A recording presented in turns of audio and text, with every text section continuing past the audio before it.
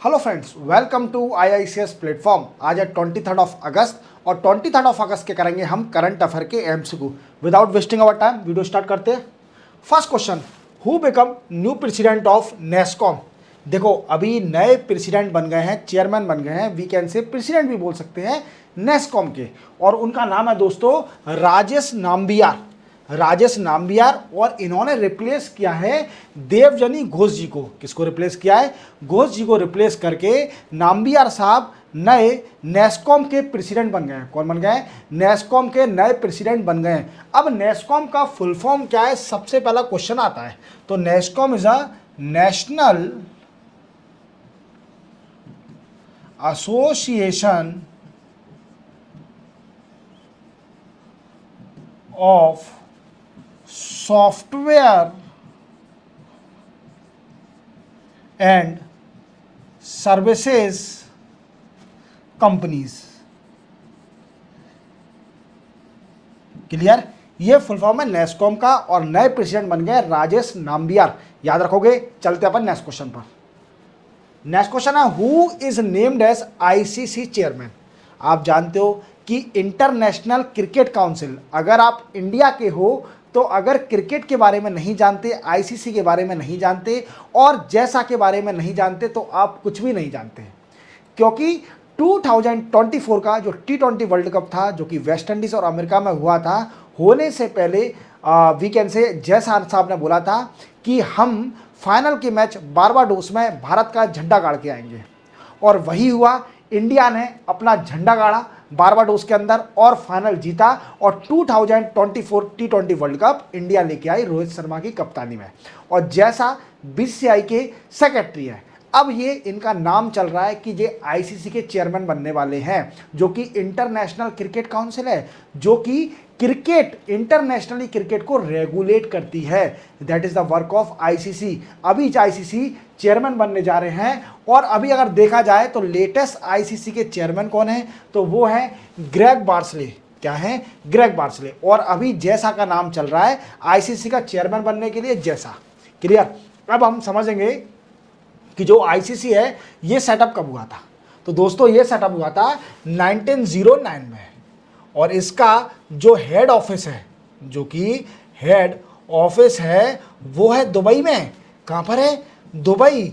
और दुबई किसकी कैपिटल है? वी कैन से UAE की। क्या? Dubai is the city of UAE। याद रखोगे। तो दुबई में इसका हेड ऑफिस है ICC का। अगर ये चेयरमैन बनते हैं, नवंबर के मंथ में इनका टेन्योर खत्म हो रहा है बार्सले साहब का। अब नए ICC के चेयरमैन के नाम चल रहा है जैसा का। पर और देखिए, अगर जैसा साहब बनते हैं ICC के चेयरमैन, तो यंगेस्ट चेयरमैन होंगे, ICC के यंगेस्ट चेयरमैन होंगे अगर ICC के चेयरमैन बनते हैं। अब देखते हैं अपने इंडिया से फिर से कोई ICC का चेयरमैन बनेगा।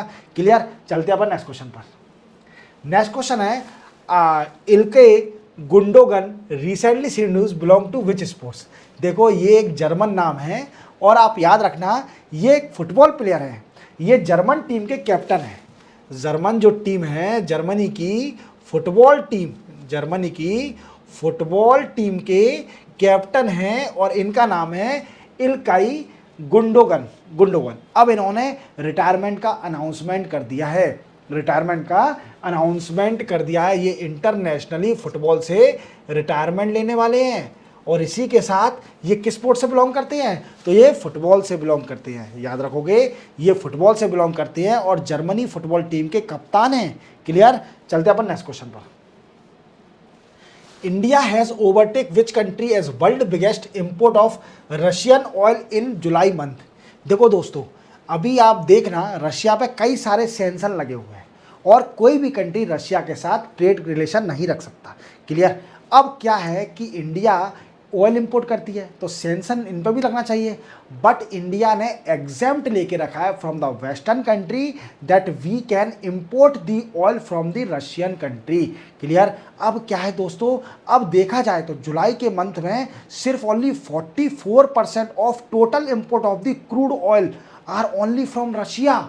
इंडिया का 44% of total crude oil import सिर्फ ओनली रशिया से हो रहा है, और इसने एक कंट्री को ओवरटेक कर लिया है, वो है चाइना। चाइना अब नहीं, अब इंडिया वर्ल्ड में सबसे ज़्यादा इंपोर्ट करती है रशिया से ऑयल।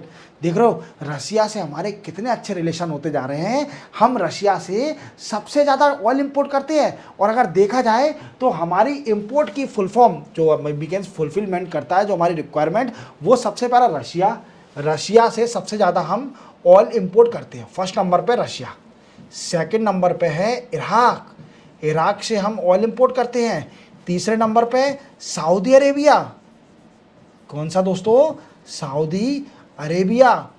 और फोर्थ नंबर पे यूएई, फोर्थ नंबर पे यूनाइटेड अरब एमिरेट्स।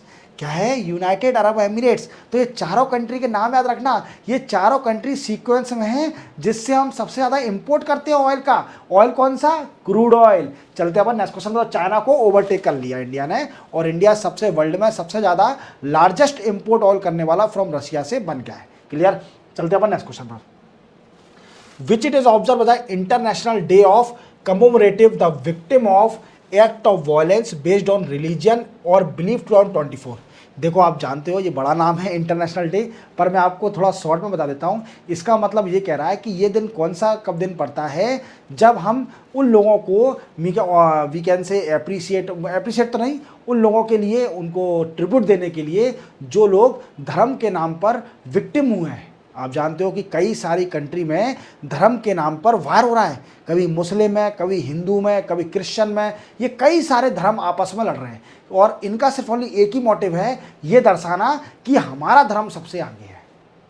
बट ये नहीं देखते कि इस शरीर के अंदर तो खून है ना, ये शरीर के अंदर वही खून है लाल वाला। हर इंसान में आपको एक ही ब्लड मिलेगा और इस ब्लड के कई सारे ग्रुप मिलेंगे। इसमें कहीं आपको धर्म का एक भी साइन नहीं मिलेगा। आपको O plus, we can say A plus, B plus, A minus, ये सारे ब्लड आपको मिलेंगे।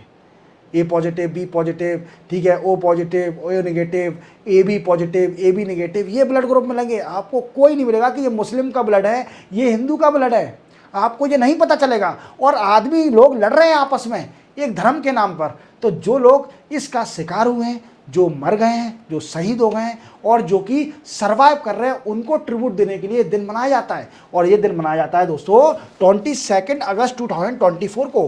कब, 22 अगस्त ऑफ 2024। चलते अपन नेक्स्ट क्वेश्चन पर। नेक्स्ट क्वेश्चन है, who was appointed as new union home secretary in India. देखो नए होम सेक्रेटरी बन गए हैं, और अभी कौन थे,